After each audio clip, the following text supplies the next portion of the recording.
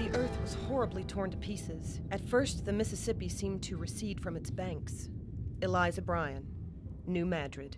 Journals, books, and artwork capture the catastrophe of the 1800s. Some research suggests the Great Quake was actually a series of more than 2,000 shocks over 5 months, the greatest on February 7, 1812, measuring 8.8 on the Richter scale. Frightening and more historic than any earthquake in the United States. Ann Copeland helps run New Madrid's History Museum. The latest addition is this new exhibit created for the 200th anniversary. We think that it needs to be told because people need to be aware that these things can happen. The quake rattled people as far away as New York City, rang church bells in Washington, D.C., and changed the landscape forever. Still today, sand pits are left from fractures in the earth. 200 years ago, the closest settlement to the epicenter of the Great Quake was here, New Madrid, Missouri, right along the Mississippi River. Now the fault line beneath us has become known as the New Madrid Fault, a fault some say could repeat history.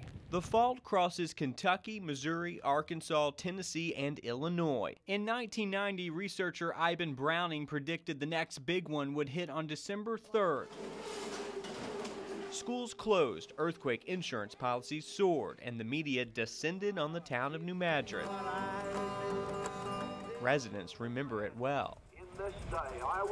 About 2 weeks before that was supposed to happen, we had a pretty good shaker. And I thought, looky here.